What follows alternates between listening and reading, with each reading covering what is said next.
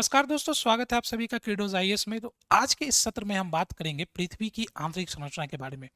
चाहे वो यूपीएससी की परीक्षा हो या बाकी स्टेट पीसीएस की परीक्षाएं, चाहे आरओ एरो की बात करें हम, यूपीपीसीएस की बात करें हम, बीपीएससी की बात करें हम, सभी परीक्षाओं में जो है आपको पृथ्वी की आंतरिक संरचना से जो है वो प्रश्न देखने को मिलते ही मिलते हैं। ठीक है, तो ये जो आपका टॉपिक है बहुत इंपॉर्टेंट हो जाता है आपकी परीक्षाओं को लेके। ठीक है, देखिए पृथ्वी की आंतरिक संरचना के संबंध में जो हमारे पास जानकारी है, जिसमें हम कई सारे अध्ययन जो है आपको यहाँ पे देखने को मिलते हैं। घनत्व आधारित अध्ययन किए गए, दाब आधारित अध्ययन किए गए, तापमान आधारित अध्ययन किए गए, लेकिन इसमें जो सबसे सर्वमान्य अध्ययन था वो था भूकंप आधारित अध्ययन। और भूकंप आधारित अध्ययन के आधार पे जो है पृथ्वी को 3 परतों में आपको जो है यहाँ पे बांटा गया था, जिसमें आपको देखा गया कि पृथ्वी को एक तो उसकी बाह्य परत, मध्य परत और आपकी आंतरिक परतों में जो है आपको यहाँ पे देखने को मिलता है। जो सबसे इसमें जो आपको कहा कि जो बाह्य परत आपको यहाँ पे देखने को मिला, इसको कहा गया यहाँ पे कि ये क्रस्ट, और मध्य परत आपको यहाँ पे देखने को मिलेगा मेंटल के रूप में। वहीं आंतरिक परत को यहाँ पे आपको जो है वो कोर के रूप में आपको यहाँ पे देखने को मिलेगा। यानी कि अगर आप पृथ्वी को देखेंगे तो पृथ्वी के जो सबसे ऊपरी आपको जो परत देखने को मिलती है, जो ठोस भाग आपको देखने को मिलता है, ये आपका जो है वो हो जाता है कोर। उसके बाद जो है हमें क्या होता है, मेंटल वाला जो है रीजन, आपको मेंटल वाला भाग आपको यहाँ पे देखने को मिलता है। इसके बाद जो है मेंटल के बाद हमें जो है पृथ्वी, उसके नीचे जो हमें ये पूरा कोर का भाग जो है आपको यहाँ पे दिखाई पड़ता है। तो पृथ्वी को 3 स्तर पे जो है यहाँ पे क्या किया गया है, विभाजित किया गया। पहला तो हम जिसको कहते हैं क्रस्ट, उसके बाद जो है आपका मेंटल, और उसके बाद जो है यहाँ पे कोर के रूप में आपको यहाँ पे क्या किया गया है, विभाजित किया गया है। इसके बाद अगर हम आगे देखें तो द फर्स्ट डिवीजन यहाँ पर जो आपको दिखेगा वो क्या है, पहला आपका क्रस्ट, उसके बाद आपको मेंटल, और उसके बाद आपका कोर। तो ये आपका हो गया क्रस्ट। अलर्ट हो जाइएगा, अच्छे से समझिएगा, प्रश्न यहां से बनते हैं तो ध्यान से देखिएगा। क्रस्ट, दूसरा आपका क्या हो जाएगा, मेंटल, और तीसरा आपका क्या हो जाएगा, कोर। ठीक है, ये आपको यहां पे देखने को मिला। कोर कहिए, केंद्र कहिए, कोर। ठीक है, तो पूरे पृथ्वी को 3 पार्ट में आपको क्या किया गया, मोटे तौर पे यहां पे बांट दिया गया। अब जब हम क्रस्ट की बात करते हैं तो क्रस्ट का जब अध्ययन किया गया तो देखा गया कि क्रस्ट का जो डेप्थ है वो लगभग 30 से 35 किलोमीटर तक आपको यहाँ पे दिखता है। कितना दिखता है, 30 से 35 किलोमीटर तक आपको क्या होता है, क्रस्ट दिखता है। ठीक है, उसके बाद आपको पूरे 30 से 35 किलोमीटर से लेके और आपका पूरा 2900 किलोमीटर तक, कितने किलोमीटर तक, 2900 किलोमीटर तक आपको क्या दिखता है, आपका मेंटल दिखता है। क्या दिखता है, मेंटल। इतनी गहराई में आपको क्या दिखता है, मेंटल दिखता है। और आपका 6370 किलोमीटर यानी कि 6370। अब किसी बुक में 6371 होगा, किसी में 6378 होगा, तो उसमें बहुत ज़्यादा कंफ्यूज होने की जरूरत नहीं है। 6370 एनसीईआरटी भी इसको अप्रूव करता है, तो आप इसको यहाँ ध्यान रखना कि 6370 किलोमीटर यानी कि इतने पे आपका क्या है, कोर। ये आपकी गहराई है। तो मोड पहले आप समझो कि 30 से 35 किलोमीटर तक आपका क्या है, क्रस्ट है। उसके बाद आपका क्या, 2900 किलोमीटर के डेप्थ पे आपका क्या है, मेंटल है। और 6370 किलोमीटर तक आपका क्या है, वो आपका हो गया आपका कोर। ठीक है, ये कहानी समझ में आई या नहीं आई, क्लियर है, ओके। चलिए, अब क्या होता है कि ये जो आपका अपर वाला क्रस्ट है, ये जो क्रस्ट है ना, इस क्रस्ट में ये देखा गया कि इस क्रस्ट में 2 पार्ट आपको यहाँ पे लेयर दिखा। एक जो जिसको हम कहते हैं महाद्वीपीय क्रस्ट, और एक जो होता है वो होता है महासागरीय क्रस्ट। इस क्रस्ट में हमको 2 पार्ट दिखता है। ठीक है, एक अपर क्रस्ट, एक लोअर क्रस्ट, जिसमें एक को हम कहते हैं महाद्वीपीय, जिसपे हमारे पहाड़ पठार ये सब है, महाद्वीपीय क्रस्ट। और दूसरा आपको क्या है, महासागरीय क्रस्ट, महासागरीय क्रस्ट। महासागरीय क्रस्ट की मोटाई कंपैरेटिवली क्या है, कम है। किससे कम है, महाद्वीपीय क्रस्ट से। महाद्वीपीय क्रस्ट थोड़ा मोटा है और महासागरीय क्रस्ट क्या है, कम है।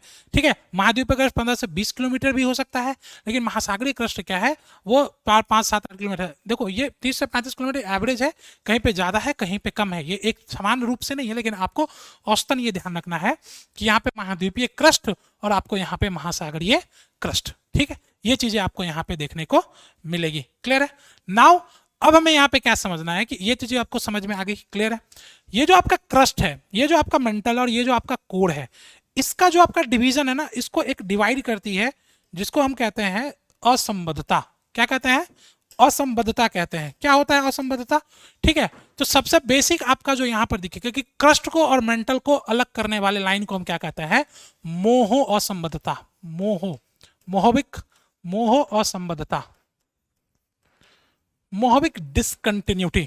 ठीक है, तो मोह डिसकंटिन्यूटी क्या करता है यहाँ पर आपको जो है वो आपको ये आपको क्रस्ट को मेंटल से क्या कर देता है, अलग कर देता है। इस दोनों के बीच एक थिन लाइन समझ लीजिए, इमेजिनरी लाइन है कि ये क्या करता है, क्रस्ट को मेंटल से अलग कर देता है। दूसरा आपको क्या दिखता है, मेंटल और कोर के बीच में, और इसको कहा जाता है गुटेनबर्ग, गुटेनबर्ग, गुटेनबर्ग असंबद्धता, गुटेनबर्ग असंबद्धता। ठीक है, गुटेनबर्ग असंबद्धता क्या करता है, ये मेंटल को कोर से अलग कर देता है। कहानी इतनी समझ में आ रही है या नहीं आ रही है? मेंटल को कोर से अलग कर देता है, मेंटल को कोर से अलग कर देता है। तो मैंने अभी तक आपको जो चीजें बताई है इसको आराम से समझिए कि 30 से 65 किलोमीटर तक आपको यहाँ पे क्रस्ट दिखेगा। क्रस्ट और मेंटल को अलग करता है कौन सा, मोह असंबद्धता, और मेंटल के बाद आपको दिखेगा द गुटेनबर्ग, जो गुटेनबर्ग और कोर ये दोनों को अलग करता है। ठीक है, इसके बाद क्या होगा, इसमें अब फर्दर डिवीजन होगा। तो थोड़ा सा आप क्या करिए, पेज आउट करिए और हम इस चीज को थोड़ा सा अच्छे से समझते हैं। ठीक है, देखिए क्या होता है, ये जो 30 से 35 किलोमीटर है ना, इस 30 से 65 किलोमीटर के बाद देखा गया कि यहाँ पे एक ठोस परत आपको यहाँ पे दिखी, लगभग 50 किलोमीटर के आसपास तक जो है यहाँ पे ठोस परत है। क्या है, ठोस परत है, यहाँ पे ठोस परत के रूप में आपको यहाँ पे दिखेगा।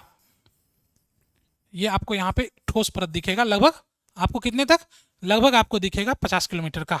उसके बाद क्या हुआ, उसके बाद देखा गया कि यहाँ के बाद का जो मटेरियल है उसका व्यवहार क्या हो गया, अलग हो गया। इसके बाद लगभग 200 किलोमीटर तक ये पाया गया कि इसके बीच का जो मटेरियल है वो अलग तरीके से व्यवहार कर रहा है। यहाँ पे अर्ध द्रव्य और अर्ध ठोसीय आपको जो है क्या होगा, मटेरियल मिलेगा। अर्ध द्रव्य और अर्ध ठोसीय जो है आपको यहाँ पे क्या होगा, मटेरियल दिखेगा। और इसको कहा गया दुर्बल मंडल।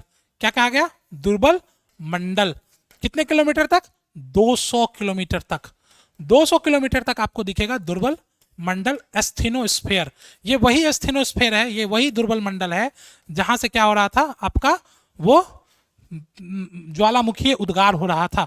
तो एस्थेनोस्फेयर आपको दिखेगा 200 किलोमीटर तक। 200 किलोमीटर से उसके आगे आपको 700 किलोमीटर तक क्या दिखेगा, ये मेंटल का ऊपरी भाग दिखता है। क्या दिखता है, 700 किलोमीटर तक आपको दिखेगा मेंटल का ऊपरी भाग, और 700 किलोमीटर से 2900 किलोमीटर तक आपको दिखेगा मेंटल का आंतरिक भाग। ठीक है, तो मेंटल को भी हम क्या करते हैं, दो पार्ट में डिवाइड करते हैं। पहला पार्ट मेंटल का कहते हैं कि ये है मेंटल का ऊपरी पार्ट, ऊपरी मेंटल, अपर मेंटल, एंड इस वर्ड को कहते हैं लोअर मेंटल। यानी कि 30 से 35 किलोमीटर से लेकर 700 किलोमीटर की गहराई को अपर मेंटल कहते हैं, और 700 किलोमीटर से 2900 किलोमीटर तक को क्या कहते हैं, लोअर मेंटल कहते हैं, आंतरिक मेंटल कहते हैं। इतनी कहानी समझ में आई या नहीं आई? जो आपका अपर मेंटल है, ठीक है, जो आपका अपर मेंटल है उसमें शुरुआत के लगभग आपके जो है वो क्या है, लगभग 50 किलोमीटर तक का आपको क्या है, एक सॉलिड स्फीयर दिखता है, सॉलिड आपको दिखेगा। और उसके बाद मान ठोस भाग दिखता है। उसके बाद क्या होता है, जो पदार्थ होते हैं वो अर्ध ठोस और अर्ध द्रव्य अवस्था में 200 किलोमीटर तक हमें दिखता है। इस रीजन को कहा जाता है दुर्बल मंडल, एस्थेनोस्फेयर। ठीक है, और इसके बाद फिर आपका जो है वो मध्य भाग आ गया और यहां से पूरा, तो ये पूरी मेंटल की क्या है, स्टोरी है। फिर इसी तरीके से कोर जो है, कोर का भी आपको यहाँ पे क्या होगा, दो भाग दिखेगा। कोर का क्या दिखेगा, दो भाग दिखेगा। लगभग 5100 किलोमीटर के आसपास जो है आपको यहाँ पे कोर क्या होगा, दो पार्ट में बढ़ जाएगा, आंतरिक कोर और बाह्य कोर में, इनर कोर और आउटर कोर में। ठीक है, यहाँ पे आपका जो हो जाएगा इनर कोर हो जाएगा, आंतरिक कोर हो जाएगा। ठीक है, और ये आपका आउटर कोर हो जाएगा। इतनी तक कहानी समझ में आई या नहीं आई? अब मैं अगर पूरे डिस्ट्रीब्यूशन को सीक्वेंस वाइज आपको समझाने का प्रयास करूं तो आप समझो कि 335 किलोमीटर तक आपका क्रस्ट था। क्रस्ट के बाद आपको लगभग 2900 किलोमीटर तक मेंटल था। मेंटल के बाद आपका 6370 किलोमीटर तक क्या था, आपका कोर था। शुरू में आपको फिर मेंटल को दो पार्ट में हम डिवाइड करते हैं। ठीक है, अपर मेंटल और लोअर मेंटल। अपर मेंटल में शुरुआत के ऊपर में पट्टी है, सबस्ट्रेटम जोन इसको कहा जाता है, जो मोटे आपको सॉलिड पार्ट में दिखेगा। देन आपका क्या होगा, पदार्थ अर्ध ठोसीय और अर्ध द्रवीय अवस्था में मिलेगा, जिसको हम कहते हैं दी एस्थेनोस्फीयर, यानी कि दुर्बल मंडल। उसके बाद 700 किलोमीटर की गहराई तक आपको वही ठोसे भाग दिखेगा। फिर उसके बाद आपको लोअर मेंटल यहाँ पे आपको एक्सपीरियंस होगा। 2900 किलोमीटर से 5100 किलोमीटर तक आउटर कोर का जोन है, और 5100 किलोमीटर से 6370 किलोमीटर तक आपको क्या दिखेगा, इनर कोर यानी कि आंतरिक कोर दिखेगा। ये चीजें समझ में आई या नहीं आई? ठीक है, अब देखो हमने यहाँ पे उसके बाद हमें परीक्षा में क्या क्या ध्यान रखना है कि मोह असंबद्धता क्या करता है, क्रस्ट को मेंटल से अलग करता है, और आपका गुटेनबर्ग असंबद्धता जो है वो क्या करता है, वो मेंटल को आपको किससे अलग कर देता है, आपके कोर से अलग कर देता है। इसको अगर ध्यान रखना हो तो ऐसे एमजी से आप याद रख सकते हो, ठीक है, महात्मा गांधी, एमजी मोह, और आपका यहाँ पे क्या है गुटेनबर्ग, एमजी क्रस्ट को क्या करेगा, यहाँ पे क्रस्ट को मेंटल से अलग कर देगा, और ये क्या करेगा, मेंटल को कोर से अलग कर देगा। इतनी बात तो हमको ध्यान में रखनी है, ठीक है, ये चीज समझ में आई। अब क्या होगा, मैंने यहाँ पे क्या कहा कि यहाँ पे आपका महाद्वीपीय क्रस्ट और महासागरीय क्रस्ट है, तो इसके बाद एक टर्म हमको बस छोटा सा टर्म है, ये हम बस याद हो गया, उसके बाद हमारा काम इस टॉपिक से खत्म हो जाएगा। इस लाइन को हम क्या कहते हैं, इसको कहा जाता है कॉनरड डिसकंटिन्यूटी। कॉनरड साइड में ना दिखे, कॉनरड डिसकंटिन्यूटी, कॉनरड डिसकंटिन्यूटी, कॉनरड असंबद्धता, क्या कहते हैं इसको, कॉनरड डिसकंटिन्यूटी कहते हैं, कॉनरड असंबद्धता कहते हैं। ठीक, हमने देखा कि अपर मेंटल और लोअर मेंटल में भी आपको यहाँ पे क्या होगा दिख रहा था, ठीक है। तो अपर मेंटल और लोअर मेंटल में आपको जो यहाँ पे जो दिख रहा है, इसको कहते हैं रेप्टी डिसकंटिन्यूटी, रेप्टी असंबद्धता, ठीक है। और आउटर कोर और इनर कोर को आपको यहाँ पे डिवाइड करते हुए दिखेगा, इसको कहते हैं लेहमन असंबद्धता, लेहमन डिसकंटिन्यूटी, लेहमन असंबद्धता यानी लेहमन डिसकंटिन्यूटी। कहानी समझ में आई, कहानी समझ में आई या नहीं आई, ये चीज, इस चीज को आप अच्छे से समझ लीजिए, प्रश्न यहाँ से खूब पूछे जाएंगे, गहराई से लेके असंबद्धताओं पे प्रश्न पूछा जाएगा, ये आपको अच्छे से, बहुत अच्छे से ध्यान में रखना है। यही है पृथ्वी की आंतरिक संरचना, पृथ्वी अंदर से कुछ ऐसा ही दिखता है।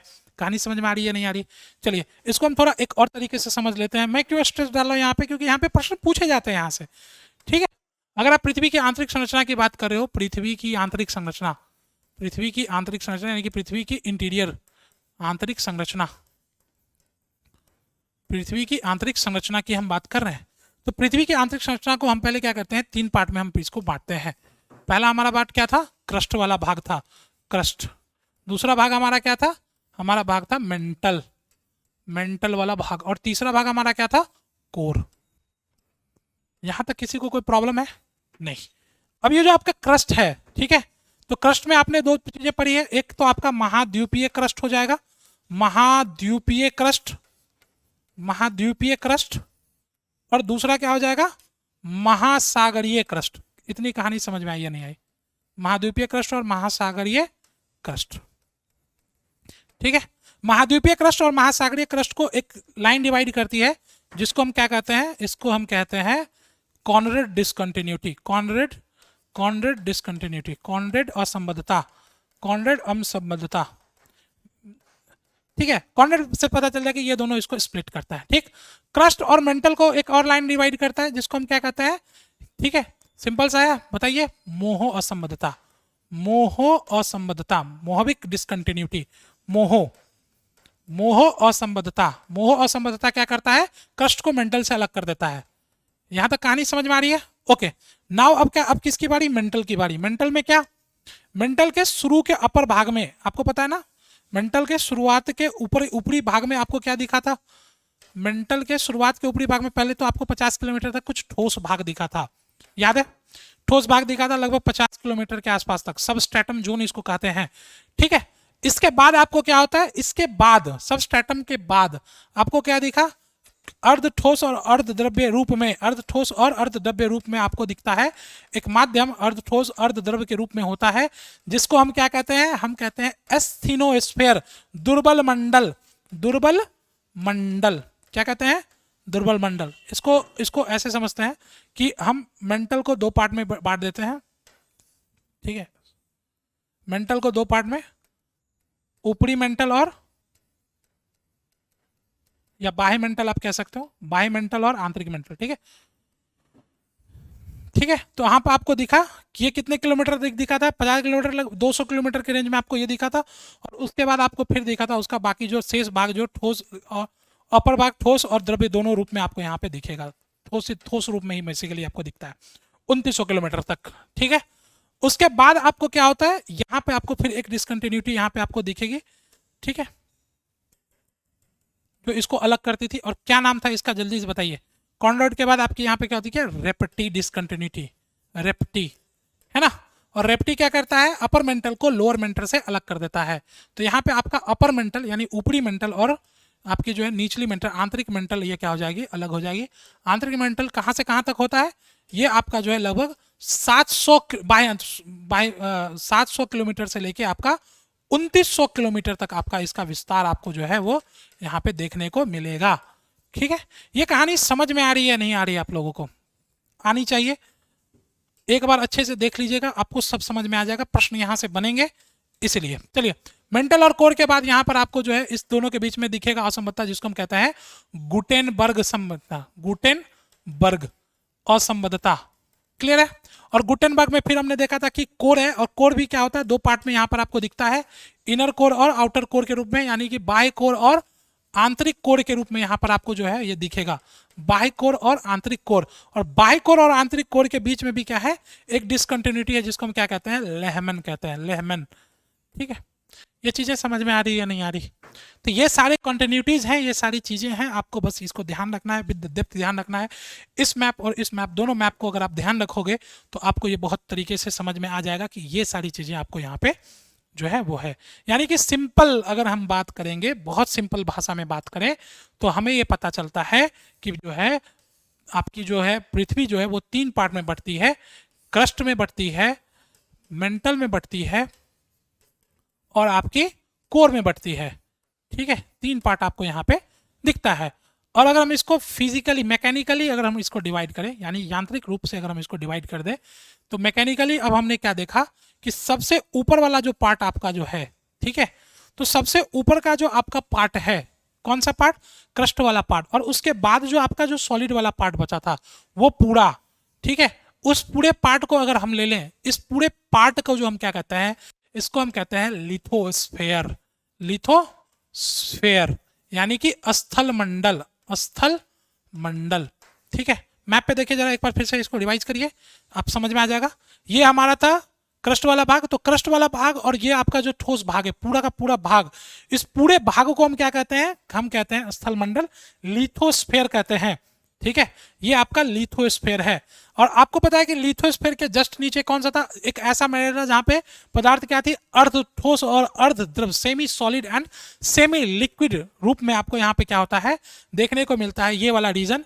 ठीक है, जो आपको था पूरा इस तरीके से दिखता था, और इसको हमने क्या कहा था, वी कॉल्ड इट्स क्या, दुर्बल मंडल। ठीक है ना, एस्थेनोस्फेयर। तो ये जो आपका दिखेगा वो क्या हो जाएगा, आपका कहलाएगा, ये आपका क्या कहलाएगा, ये आपका कहलाएगा एस्थेनोस्फेयर, एस्थेनोस्फेयर, यानी कि आपका जो होगा दुर्बल मंडल कहलाएगा, दुर्बल मंडल। ठीक है, ये ओके। इसके बाद आपका जो पूरा का पूरा मेंटल वाला रेस्ट पार्ट बचा, ठीक है, इसको हम कहते हैं द मेसोस्फेयर, मेसोस्फेयर, मेसोस्फेयर या मध्यमंडल, मध्यमंडल। ठीक है, एंड द रेस्ट आपका जो कोर वाला पार्ट बचा, जिसको कहा जाता है सेंट्रोस्फेयर, सेंट्रोस्फेयर या आपको कोर। ठीक है, कोर, केंद्रीय मंडल, सेंट्रोस्फेयर, केंद्रीय मंडल या कोर। अगर मैं इसको डेप्थ में डिवीजन कर दूं तो भी आपको समझ में आ जाएगा, 30 से 35 इधर और 50 इधर, लगा 70 से 80 किलोमीटर पे आपको ये दिखेगा। ठीक है, उसके बाद 200 किलोमीटर तक आपको जो है आपका एस्थेनोस्फेयर दिखता है, 200 किलोमीटर से 2900 किलोमीटर तक आपको क्या दिखता है, मेंटल वाला पार्ट। तो ये पूरा पार्ट आपका जो होगा मेसोस्फेयर हो जाएगा, 2900 से 6370 किलोमीटर तक आपको यहाँ पे ये दिखेगा। कहानी समझ में आएगी नहीं, यहाँ पे ये आपका 30 से 35 किलोमीटर तक का था, 30 से 35 से लेकर 2900 किलोमीटर तक आपका मेंटल था, और उसके बाद आपका क्या था, ये था। ये चीजें समझ में आ रही है। तो इस तरीके से हमको क्या होता है, ये पूरा आपको डिवीजन यहाँ पे आपको दिखता है, इस तरीके से आपको क्या होता है। अब बात मैंने आपको शुरू में कहा था कि क्या हो रहा है, कि ये कहा गया कि अंदर जो है ठोस पदार्थ पाए जाएंगे। ठीक है, तो बिल्कुल ठोस पदार्थ है। इसके नीचे आपको जो कोर वाले भाग में है, यहाँ पे जो है इसका जो है वो क्या किया जाता है, डिवीजन किया जाता है। जो क्रस्ट है उस पर सबसे ज्यादा प्रधानता आपको जो यहाँ पे जो सिलिका की दिखती है, तो यहाँ पे आपका जो इसको कहा गया कि ये सिलिका और मैग्नीशियम यानी कि सीमा से इसका क्या है, निर्माण है। यहाँ पे सिलिका और मैग्नीशियम जो है आपको वो क्या है, प्रचुर मात्रा में, मैक्सिमम आपको यहाँ पे दिखेगी, इसलिए इसको कहा जाता है सीमा। ठीक है, सिलिका और मैग्नीशियम यहाँ पर आपको क्या होगा, सॉरी इसको क्या कहा गया, सियाल, सियाल इसको कहा गया, ठीक है, जिसको कहता है सिलिका और एल्युमिनियम आपको यहाँ पे क्या होगा, सबसे ऊपर भाग में आपको जो क्रस्ट वाले भाग में यहाँ पे मिलेगा। और मेंटल में क्या मिलेगा आपको, सीमा, ठीक है, सिलिका और आपका मैग्नीशियम आपको पूरे इस वाले भाग में मिलेगा। वहीं अगर आप कोर की बात करो तो यहाँ पर आपको दिखेगा नीफे, जैसे निकल और फेरस, यहाँ पे आपको क्या होगी, इसकी प्रधानता आपको देखने को मिलेगी। तो आप फिजिकली डिवाइड करो, मैकेनिकली डिवाइड करो, चाहे जैसे भी डिवाइड करो, पृथ्वी आपको इस तरीके से दिखती है। अगर आप क्रस्ट की बात करोगे तो यहाँ पर आप देखोगे तो आपको अधात्विक खनिज जो होंगे, यानी कि नॉन मेटल्स जो होंगे, ठीक है, अधात्विक खनिज जो होंगे यानी नॉन मेटल आपको यहाँ पे क्या होगा, ज्यादा दिखेगा मेटल के कंपैरिजन में। तो non metal Nm is greater than metal, metal ज्यादा यहाँ पर आपको नॉन मेटल ज्यादा मिलेगा मेटल के कंपैरिजन में। मेंटल में क्या होता है, धात्विक खनिज है, मेटल क्या होता है, ज्यादा होता है नॉन मेटल से। और कोर में तो केवल और केवल क्या होता है, मेटल ही पाया जाता है, दूसरा कुछ नहीं पाया जाता, नॉन मेटल नहीं होता है, भारी पदार्थें होती है, मेटल होता है। इतनी कहानी हमें यहाँ पे क्या करनी थी, समझनी थी कि पृथ्वी की आंतरिक संरचना जो हमें वो इस रूप में, इस प्रकार में हमें क्या होती है, दिखती है। ठीक है, ये चीजें आपको समझ में आ गई है, आई होप आपको समझ में आ रहा होगा। अगर आप यहाँ पे देख रहे होगे तो यहाँ पे मैप है, अब इसको हम बहुत आराम से, बहुत आसानी से क्या कर सकते हैं, समझ सकते हैं, समझ सकते हैं, बिल्कुल समझ सकते हैं। अगर आप देखोगे यहाँ पे तो आपका जो ये पूरा का पूरा ऊपर पार्ट, ये आपका जो है वो क्या हो गया, ये आपका महाद्वीपीय क्रस्ट हो गया। नीचे वाला पार्ट ये आपका जो हो गया महासागरीय क्रस्ट हो गया। इसके बीच जो डिसकंटिन्यूटी होगा उसका क्या नाम होगा, हम इसे कहेंगे कॉनरेड डिसकंटिन्यूटी। इसके बाद आपको लगभग यहाँ से 30 से 35 किलोमीटर दिखेगा। उसके बाद आपका आएगा ऊपरी मेंटल। ऊपरी मेंटल में कुछ ऊपर के पार्ट जो होंगे वो ठोस रूप में होंगे, जिसको क्या कहा जाता है, सबस्ट्रेटम कहा जाता है, ऊपरी भाग सबस्ट्रेटम जोन। उसके बाद क्या होगा, उससे नीचे बढ़े तो पदार्थ जो है हमें अर्ध ठोसीय और अर्ध द्रव्य रूप में हमें यहाँ पर देखने को मिला, जिसको हमने कहा एस्थीनोस्फीयर कहा। क्या कहा, एस्थीनोस्फीयर, दुर्बल मंडल कहा। उसके बाद वहां से लेकर 700 किलोमीटर तक हमें ऊपरी मंडल की सीमा दिखती है, और उसके बाद ये जो 700 किलोमीटर तक ऊपरी मंडल, और उसके बाद 2900 किलोमीटर तक, 700 से 29 किलोमीटर तक हमको निचला मंडल, आंतरिक मंडल जो है हमको यहाँ पे दिखा।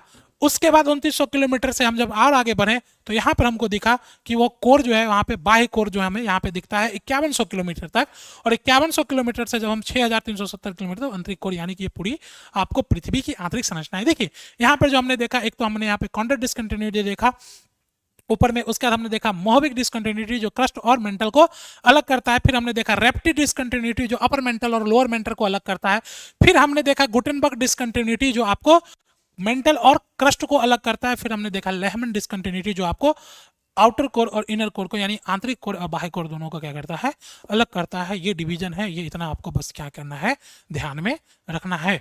ओके, नाउ वही चीजें हैं, सेम चीजें यहाँ पर अगर देखो, वही चीजें फिर से आपको वही बताई जा रही है कि ये आपका मेंटल कोर हो गया, ये आपका मेंटल हो गया, ये आपका कोर हो गया, सेम डेप्थ। एंड जब हम डिवीजन करेंगे तो ये आपका लिथोस्फीयर हो गया, आपका एस्थेनोस्फीयर हो गया, द मेसोस्फीयर हो गया, और आपका सेंट्रोस्फीयर हो गया। तो ये दोनों डिवीजन अब आपको बहुत अच्छे से समझ में आ जाना चाहिए। आई होप कि आपको ये चीजें समझ में आ रही होगी। नाउ अगर आप देखोगे, क्रस्ट तो आपको पूरी तरीके से ठोसीय रूप में दिखेगा, दुर्बल मंडल आपको अर्धद्रव और अर्धद्रव के रूप में दिखेगा, मेंटल आपको अर्धद्रव के रूप में दिखेगा, ठोस मतलब मोस्टली उसमें सॉलिड वर्जन ही रहता है। बाहरी कोर आपको जो दिखेगा वो तरल रूप में दिखेगा, लिक्विड रूप में दिखेगा, द्रव के रूप में दिखेगा। ठीक है, वहीं पर गायब हो गया था 2900 किलोमीटर के बाद एस वेव, आपको पता है ना, मैंने बताया अभी जस्ट। एंड देन आंतरिक कोर आपको क्या दिखेगा, यहाँ पे ठोस के रूप में दिखेगा, और यहाँ पे पी वेव जो था वो सबसे फास्टेस्ट मूव किया था, तो सबसे डेंसेस्ट आपको जो है वहां पे दिखेगा। लगभग 13 जो है आपको ग्राम्स पर सेंटीमीटर, 3.13.7 समथिंग जो है यहाँ पे आपको इसका जो है वो क्या होता है, वो डेंसिटी होता है। ठीक है, इस तरीके से आपको जो है यहाँ पे ये चीजें समझनी थी कि इस तरह का जो है आपको पृथ्वी की आंतरिक संरचना है, पृथ्वी अंदर से कुछ ऐसा दिखता है। किसी को कोई समस्या, किसी को कोई दुख तकलीफ? ज्योग्राफी की और भी महत्वपूर्ण परीक्षा उपयोगी टॉपिक के लिए हमारे साथ जुड़े रहें। इसके साथ साथ एमसीक्यू और आपकी प्रीवियस ईयर क्वेश्चन पेपर की और भी सीरीज हमारे द्वारा लाई जाएगी। प्रिरोज आईएएस के साथ जुड़े रहने के लिए बहुत बहुत धन्यवाद।